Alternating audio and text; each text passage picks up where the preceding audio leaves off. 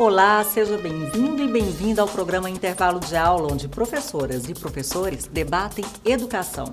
E no programa de hoje você confere Educação e Saúde Bucal com a professora doutora em Odontopediatria, Hilda Fiuza. Esses danos eles vão desde uma alteração na oclusão até alteração no desenvolvimento crânio-facial como um todo. Tem também a arte de contar história com a professora Renata Damasceno. Vou contar Bom Dia, Todas as Cores, de Ruth Rocha. Tudo isso agora no intervalo de aula.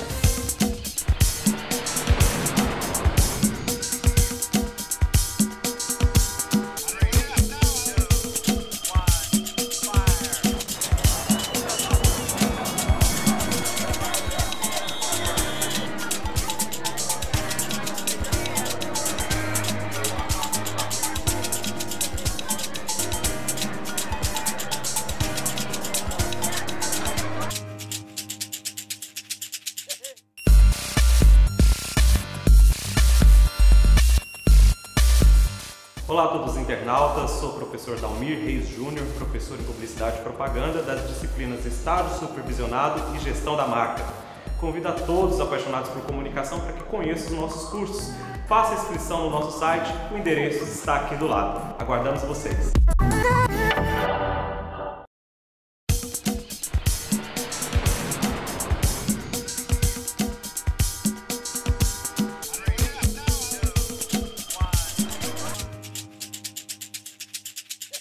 Olá, está no ar o programa Intervalo de Aula, onde professoras e professores debatem educação. E nesse primeiro bloco, a professora doutora em Odontopediatria Hilda Fiuza vai falar sobre hábitos deletérios. Você sabe o que é isso? Olá, estamos aqui com a professora Hilda Fiuza, professora da área de Odontopediatria, que faz parte do nosso quadro aqui de Saúde Bucal. Tudo bom, professora? Tudo bem, Tatiana? Bom dia. Bom dia, obrigada por estar aqui no nosso quadro, trazendo novamente mais conhecimentos aí. Ah, com certeza, eu que agradeço a participação aqui no programa e sempre que puder estamos em prontidão para cooperar. E o tema de hoje, hábitos bucais deletérios. O que é isso, professora? Bem, primeiro é importante todos conhecerem o que são hábitos, né? Os hábitos, eles são considerados aquisições devido à repetição frequente de um ato ou um costume. E esses hábitos, Tatiana, eles são considerados deletérios, né, perniciosos, quando eles causam um dano ou um prejuízo ao nosso organismo. No nosso caso, como nós estamos falando em saúde bucal, seriam hábitos ligados, né, relacionados à cavidade bucal, trazendo aí um prejuízo ou um dano para o complexo maxilomandibular, para o crescimento adequado da face. E quais são esses hábitos que mais chegam no consultório? Bem, a prevalência desses hábitos varia, né? Mas os mais prevalentes a gente pode ter desde os mais simples, como é o hábito de roer unhas, que é chamado onicofagia.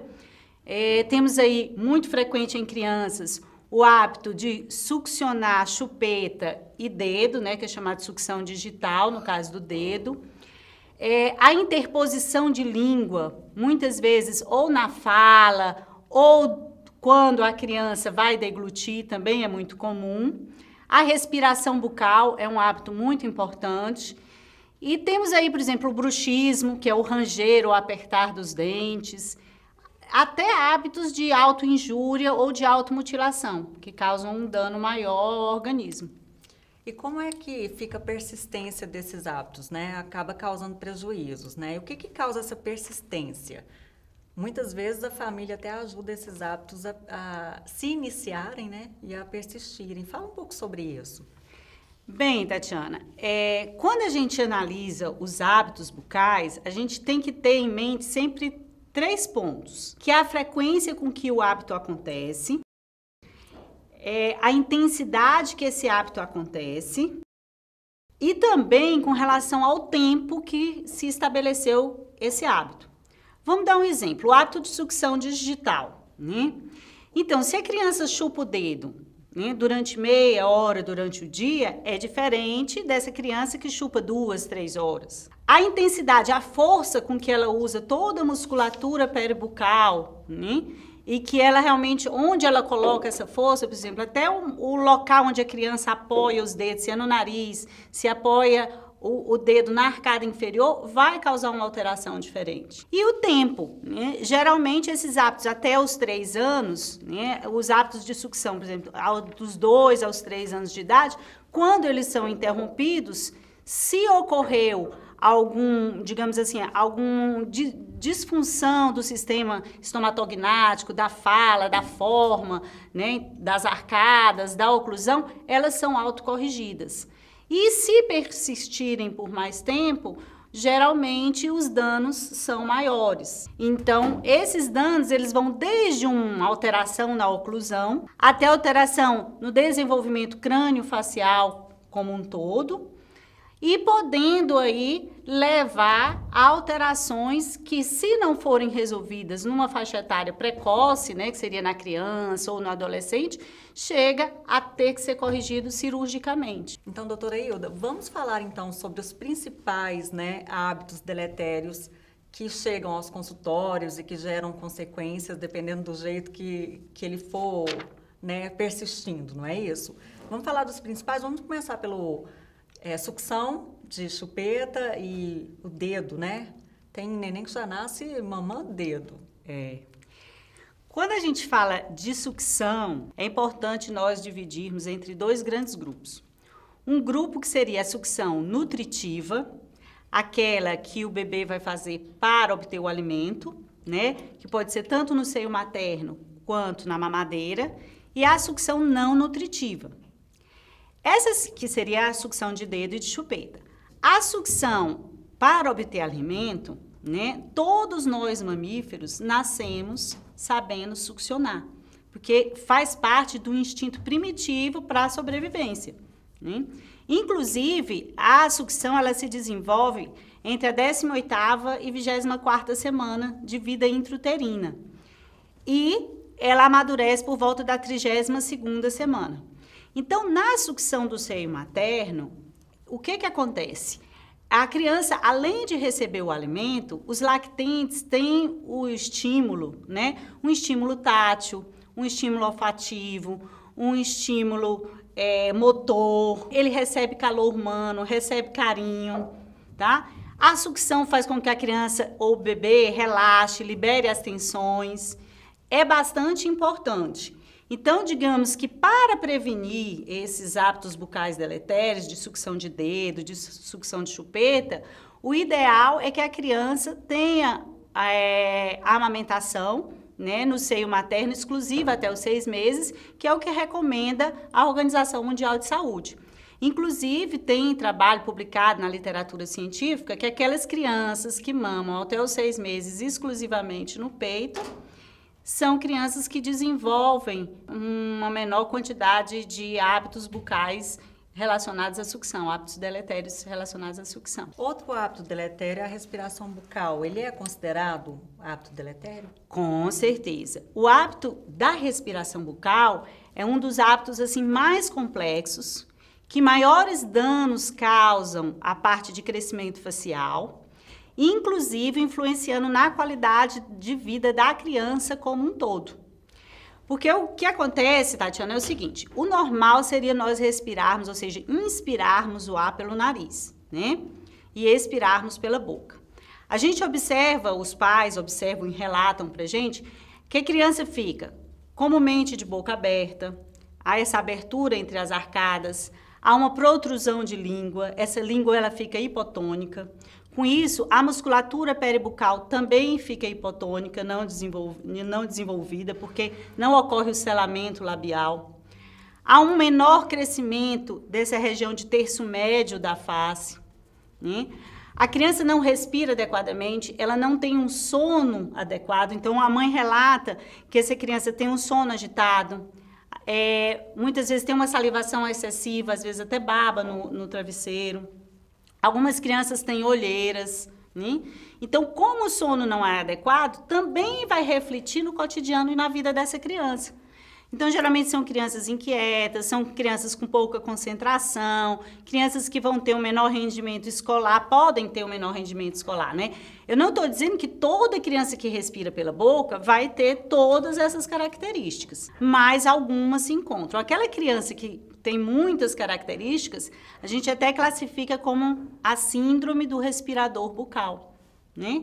O posicionamento de cabeça vai estar alterado, o crescimento da mandíbula vai estar mais posterior, até a postura dessa criança, se você for ver postural, é diferente. Mas o mais importante também, Tatiana, é você pai que está nos assistindo, se perguntar por que meu filho não está respirando pelo nariz e sim pela boca. O motivo principal são as obstruções das vias aéreas superiores. E para isso nós contamos com a ajuda, com o auxílio, né, do otorrinolaringologista para fechar esse diagnóstico de alguma obstrução nessas vias aéreas superiores e resolver essa causa. Bom, doutora Hilda, e o hábito de roer unhas? Bem, Tatiana, o hábito de roer unhas, que também é chamado onicofagia, ele é bastante comum na infância, né? A prevalência dele ocorre geralmente a partir dos 4 anos de idade, entre os 0 e 3 anos nós não observamos, né, porque são mais os de sucção. A partir dos 4 anos de idade nós observamos as crianças roerem unhas, tem o seu pico de prevalência na adolescência e diminui depois na idade adulta. O hábito de roer unhas também gera, né, alterações na cavidade bucal, desgastes dentais, inclusive tem pessoas que por exemplo, roem a unha do dedo direito só em cima do incisivo central superior direito. Então, chega até um desgaste nesse dente que a gente vê uma diferença de tamanho. Podem ter retrações gengivais, podemos observar também a cutícula das unhas inflamadas, né? Alterações nos dedos, dores dentárias como sensibilidade térmica. O ideal é que a mãe sempre deixe as unhas bem curtas, lixadas, está muito ligado à ansiedade, ao estresse, a cobranças do dia a dia.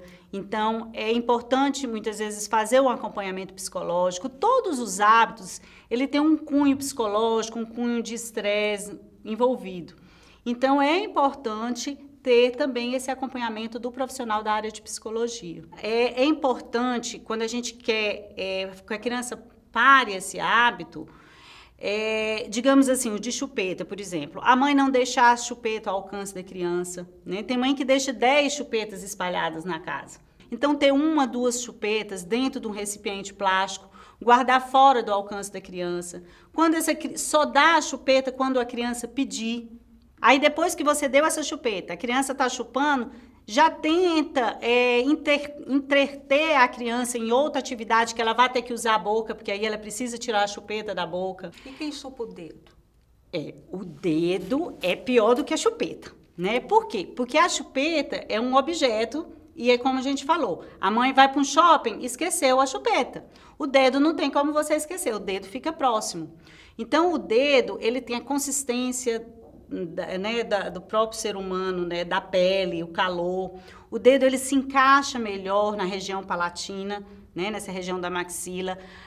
A intensidade do hábito de sucção de dedo, ela é maior. Você vai usar maior número de músculos, fazendo essa força, essa pressão na maxila. Então, o palato fica atrésico, essa maxila fica atrésica, levando uma mordida cruzada posterior, né?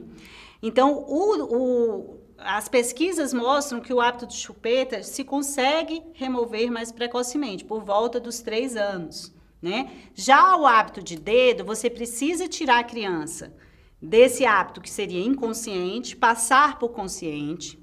Então, a gente no consultório, os cirurgiões dentistas geralmente fazem um trabalho também com fotografias, né? Mostrando como é uma oclusão normal, como deveria ser, como é uma oclusão de quem chupa dedo, qual a alteração que causa. A gente até diz, vai causar uma boca de peixinho, que é aquela boca com aquela mordida aberta anterior. Então, passa por um período de conscientização. Quando a criança realmente quer deixar o hábito, é que o cirurgião dentista muitas vezes pode utilizar uma terapêutica com aparelhos, que seria uma gradezinha palatina, e em que ela não consegue encaixar o dedo e fazer a sucção. E quem range os dentes, aperta os dentes, também são hábitos deletérios. O hábito de ranger dentes ou apertar dentes, né, é uma parafunção, ou seja, uma disfunção, né, desses músculos miofaciais, que seria o atrito incorreto das superfícies oclusais dos dentes, que pode ser tanto apertar como ranger o dente. É observado em crianças e são observados também nos adultos, né? Principalmente nos adultos podem causar cefaleia, podem causar grandes desgastes dentais, dores musculares, né, do masseter, até na região cervical. E muitas vezes o tratamento ele também é multifatorial, né? O odontólogo, o cirurgião dentista, ele ajuda confeccionando uma plaquinha miorrelaxante, tá? Trabalhando aí a musculatura. Muitas vezes hoje nós temos como novidade a utilização do Botox, né? Da toxina botulínica, que ela vai diminuir a contração do masseter para que esse atrito seja menor. Mas também é um fator esse hábito está muito ligado ao estresse, ao acúmulo de atividades, ligado à personalidade, que a pessoa se cobra muito, geralmente são pessoas que se cobram muito, que têm muita atividade, né? E também relacionada aos distúrbios do sono, tá? Então, muitas vezes, é importante fazer um encaminhamento também, uma polissonografia, para observar como está esse sono, já que o bruxismo, que é o ranger, o apertar dos dentes, ele pode acontecer tanto no período de vigília, quando nós estamos acordados, né, alertos, como no sono. Tem pessoas que nem percebem, a criança não percebe, né? Então, muitas vezes os pais nos chegam e dizem assim, doutora, eu escuto o barulho do meu quarto, o barulho dele ranger o dente. Então, muitas vezes esse barulho, esse ranger dos dentes é tão forte que incomoda as pessoas, né? Então, a criança geralmente não nota. O adulto, às vezes, ele já, quando ele fica consciente do hábito, ele muitas vezes pode chegar a despertar, a acordar, porque está apertando os dentes. E para finalizar, quais são as dicas que você passaria para os pais que estão nos assistindo, os professores, né, na sala de aula que fica com os filhos mesmo, vendo, né, os hábitos durante uma tarde inteira ou uma manhã inteira aí, para esses pais, esses professores que veem as crianças com esses hábitos? Bem, Tatiana, o que a gente diria era o seguinte, encaminhem, né, levem o seu filho para um profissional habilitado, como vocês viram, a grande maioria é uma abordagem interdisciplinar, são vários profissionais da área de saúde para se ter esse sucesso. Tenham paciência, utilizem do reforço positivo, né? Tem que ter persistência também, um hábito muitas vezes ele não vai terminar de um dia para o outro, né? Você tem que ir trabalhando a diminuição dessa frequência. Outra coisa importante de destacar, Tatiana, é que muitas vezes a pessoa tem que escolher até o momento da intervenção do hábito, né? Tem pais que chegam para que a gente remova esse hábito, acabou de nascer um irmãozinho, ou os pais estão numa fase de separação muito atribulada, ou houve uma perda de um ente querido, ou da babá que estava com aquela criança durante 3 anos. Então, existem alguns momentos que é melhor a gente esperar um pouco. Mas também existe aqueles pais que estão sempre esperando, não, deixa para depois, deixa para depois e deixa para depois. Nem 8, nem 80. Nem né? 8, nem 80. Tem que né? ter equilíbrio. Mas né? para terem cuidados, terem consciência de que os hábitos vão causar aí lesões no complexo dentomaxilofacial, na oclusão, nas funções, né, da face, e que precisam, e quanto mais cedo forem interrompidos, melhor, né, nós vamos ter aí uma harmonia de crescimento. Doutora Hilda, muito obrigada por trazer tantos conhecimentos hoje, né, nesse quadro Saúde Bucal e Educação, e a gente espera você nos próximos quadros. Muito obrigada, Tatiana, obrigada a todos que estão nos assistindo, né? Espero ter contribuído aí com algum conhecimento. Todo mundo tem criança, ou tem algum hábito, ou teve, ou tem algum parente que tem. Então, bom dia a todos. Obrigada. É isso aí, muito interessante esse quadro trazido aí pela professora doutora Hilda Fiuza, que trouxe tantos conhecimentos para a gente, né? E você aí de casa, pai, mãe, os responsáveis, né? Responsáveis pela educação dos filhos, tem mesmo que estar atento a tudo isso que ocorre, esses hábitos deletérios. A gente vai para o intervalo e daqui a pouco a gente volta.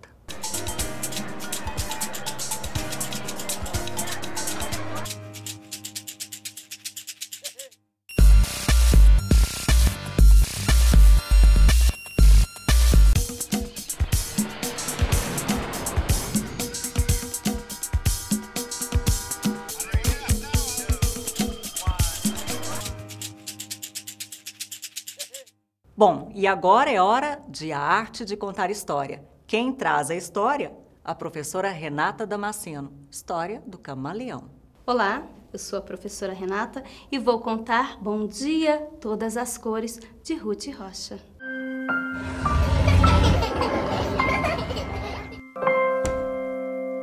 Meu amigo camaleão acordou de bom humor.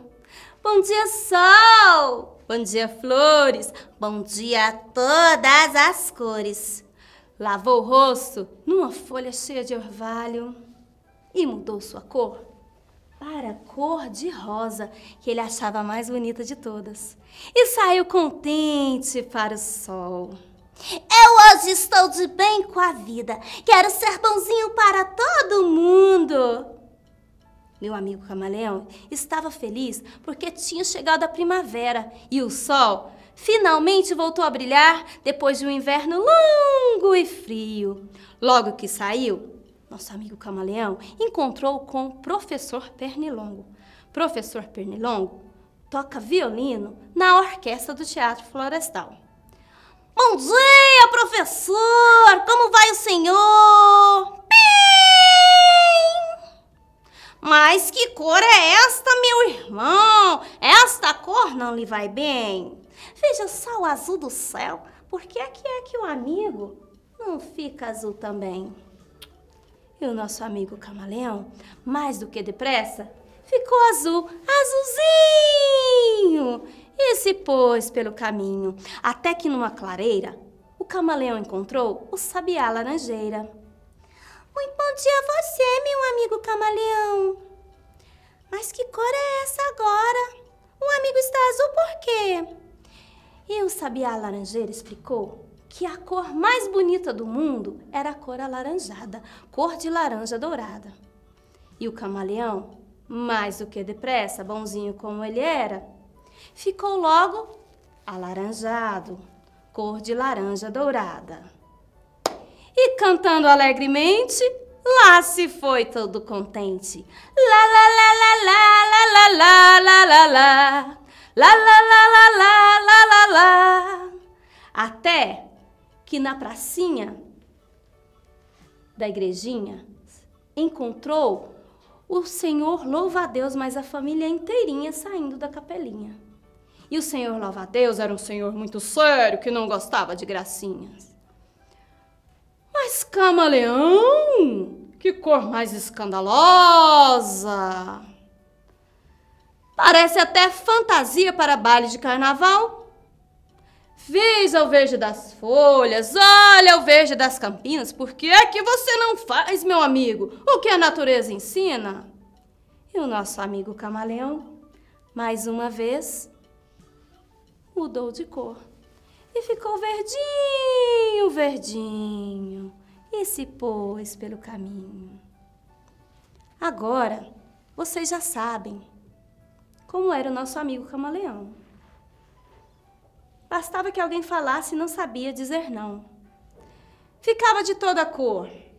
Ficava roxo, amarelo, ficava cor de pavão.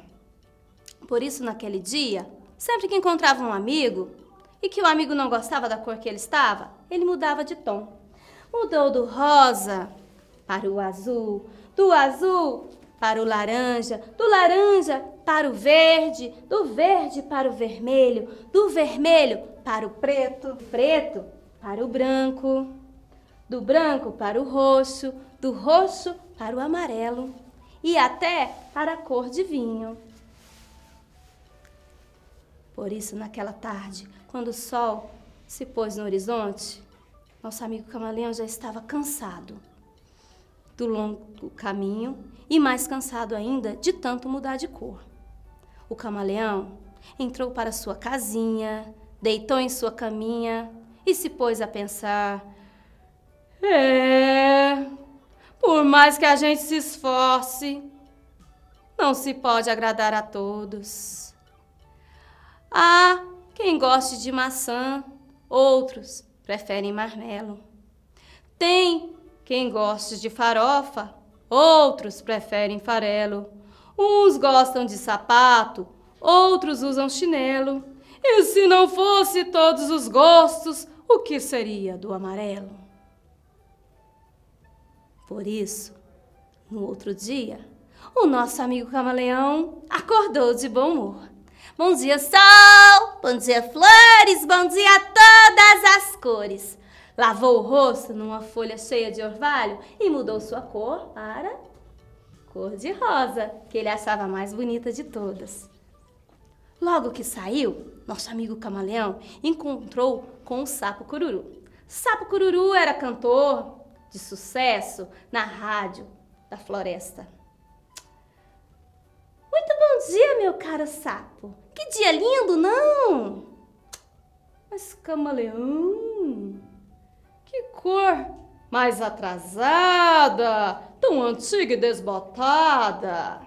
Por que é que o amigo não usa uma cor mais avançada? Amigo sapo, eu uso as cores que eu gosto e com isso faço bem. Eu gosto dos bons conselhos, mas faço o que me convém. Quem não consegue agradar a si mesmo, não pode agradar a ninguém. E esta é a história que eu acabei de contar. Se vocês gostaram, muito bem. Mas se não gostaram, azar.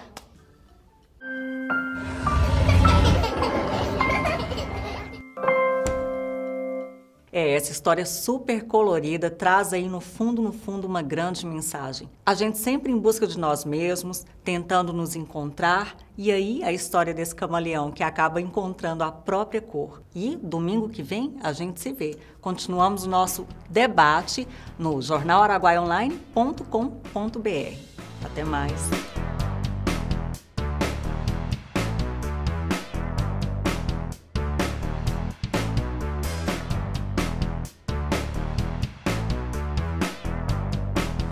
Oferecimento Faculdade Araguaia. Escolha um dos cursos de licenciatura da Faculdade Araguaia, Pedagogia, Educação Física ou Ciências Biológicas e atue na arte de educar.